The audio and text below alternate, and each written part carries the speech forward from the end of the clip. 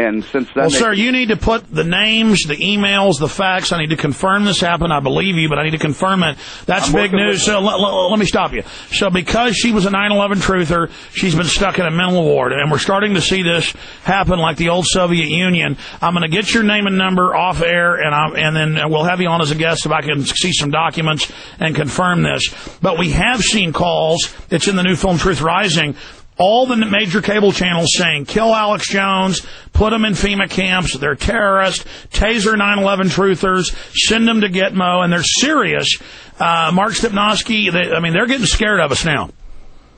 Yeah, no question. You'll see it across the board. Whether it's Geraldo Rivera or Bill Maher or any of these guys who, are in a position where they have a show on corporate media, and the only way they're going to continue to maintain their show is to spout the lies of the current administration, the corporate party line. They've been calling for violence against us is what blows me away. Yeah, well, again, it's... When I think Sinclair Lewis said, when fascism comes to America, it'll be wrapped in the flag and carrying a cross. Yep, that's what Ron Paul said and got in trouble. He's not saying Christians are bad. He's saying evil people will use that. Yeah, and if that's not what we're seeing right now, I don't know what we're seeing, because, we are looking at, again, the corporate ownership of both political parties, again, wrapped in a flag, carrying a cross. That's it, Adam. Supposedly, in defense of religion and freedom, they are trying to ramrod a whole system of laws through that is to the detriment of everybody. You got it, and has nothing to do with Christianity. Adam in Texas, you're on the air with Mark Stepnoski. Go ahead. Hey, Mark, it's great to talk to you. I watched you through your career, and some of the finest football I've ever seen. And I was wondering if you caught Alex up there behind the MSNBC counter, and I wonder if you've met anybody more tenacious and more wonderful than Alex Jones. Oh, come on. Sounds like a setup call. It's not. Well, I did see the clip online where T. Boone Pickens was being interviewed on MSNBC in the background. That was Minneapolis 9/11 Truth. We took over for 3 hours at the DNC.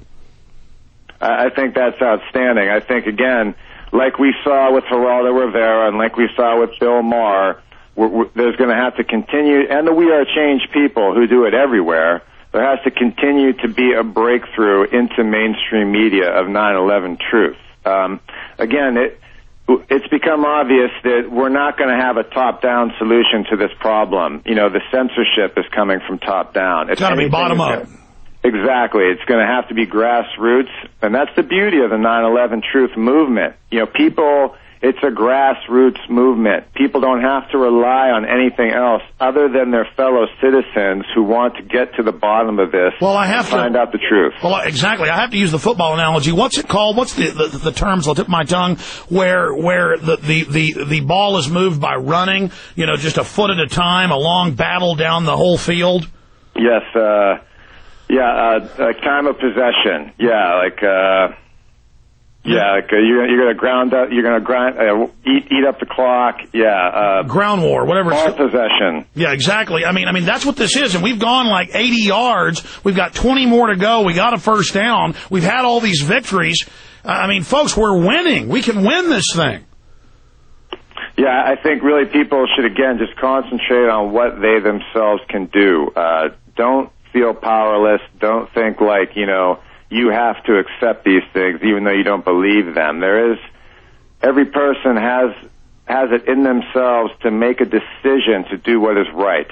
Absolutely. Let's take another call. I'm going to skip this break, too. Just skip the music as well for the Infowars.com listeners and stations that choose to carry it. I'm skipping the break.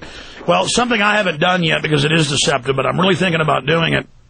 Is you'll see something with 33 million views on YouTube, and it'll be a vitamin ad for 10 seconds with 20 seconds of a shot of some, not even their breast showing. And I'm thinking, wait, to get the truth out, I might as well do that. But, because anything to get the truth out, but it's a dangerous, slippery slope. That's kind of the mindset the military used to end up carrying out 9/11. Well, we lose troops as a pawn in war. Why not go ahead and sacrifice 3,000 Americans so we can defeat the evil Muslims, which another brand of government, ended up funding. Mark, your comments on that? Yeah, I think, really, people should, again, just concentrate on what they themselves can do. Don't feel powerless. Don't think like, you have to accept these things even though you don't believe them. Every person has it in themselves to make a decision to do what is right. That's a great point. You know, some of the guys who are actually responsible for 9/11, like Richard Myers and Ralph Eberhardt and Montague Whitfield, these generals, you know, at the Pentagon, you know, these are the guys who escape public scrutiny. You know, these are the guys behind the scenes who are running the war games, you know, along with Dick Cheney and Donald Rumsfeld, you know, the guys that have everything going on that day to make that drill become live and to have it go through and have the desired effect. That's what we are dealing with right now. Again, you know, I just urge everybody, you know, people get caught up in the Republican-Democratic dialectic. You know, they don't remember that, you know, we have a one-party system masquerading as two parties. So I think people need to continue to look past that. Don't get caught up in the partisan politics. Realize that what's going on affects all of us, regardless of how we're going to vote in any given election. Absolutely, that's the key. Just look beyond and see the big picture. Absolutely. We're going to come back now and take a few final calls. Mark, we got to do this more often than just once every 8, 9, 10 months. It's just been great having you here, and I hope to sometime bump into you in person because I just really admire people with your type of courage. Here we go.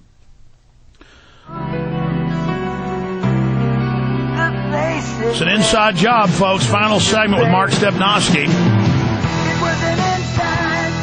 Mark, do you have a personal website, or is there a site you want to plug or something you want to say here at the end? Well, again, I would just, you know, for those of us in Canada, I would just like again to bring up the march that the 9/11 Truth Society of Vancouver has orchestrated. It's already began. It's going to culminate in Ottawa on September 15th. I believe today they're in Sudbury and Toronto, Ontario. These 9/11 truthers have been traveling across the country to get petitions. They're going to march from Montreal to Ottawa and arrive on September 11th with all the signatures that they get nationwide on this petition, and this is for a new 9/11 investigation in Canada. Because what people forget is 9/11 was obviously portrayed as an attack against America, but it was a worldwide crime. There were citizens, I believe, from over 80 countries in the World Trade Center. And it totally freaks out the global controllers when we're out marching, when we don't shut up, when we don't stop. They tell us we don't have power. We know that's a lie. An enemy will always tell you you don't have a chance to win, folks. That's psychological warfare. We don't just have a chance. We are going to win. We are never going to stop. A couple final calls. Victor in Canada. Speaking of Canada, you're on the air with Mark Stepnoski. Go ahead. Hi there. Thanks, Mark, for everything you're doing, including plugging the March on Ottawa. I'm actually from Ottawa. I have a comment and a question. First, my question is, what advice do you have for closet celebrity truthers? I would tell them just to, instead of having a fear of the unknown, just come forward and speak the truth. Speak from your heart. You know, be honest with people. Have facts to back up your point of view. And I really think that being the case, there's nothing for people to fear. Hey, think about Charlie Sheen, and especially with his baggage. He was the first. Think about what he did. People appreciate someone who's willing to come forward. I think as time goes on, people are realizing how sanitized and censored mainstream media is.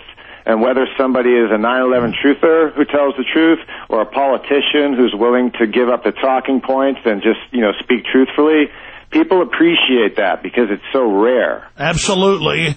Absolutely. That's what matters in this world is conviction and honor and duty and goodness. And Mark Stepnoski and many others have got it. And I just love to be part of this brotherhood, this sisterhood of man, of people that stand up and have courage. Real fast, Norman in North Carolina. You got about 30 seconds. Hello, gentlemen. Thank you for taking my call. And thank you for keeping the truth sacred.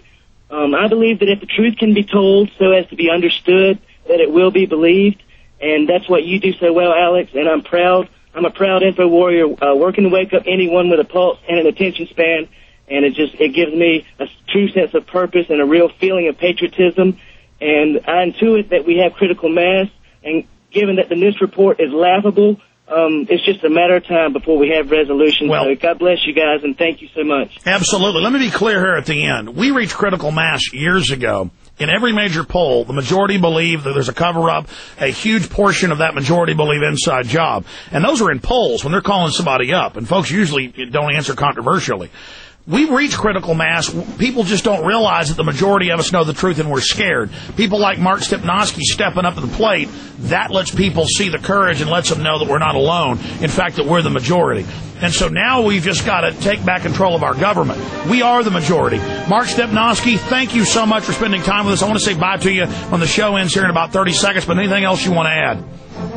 Well, Alex, I just want to say it's been nice being with you. Thanks again for the opportunity to come on. I appreciate it.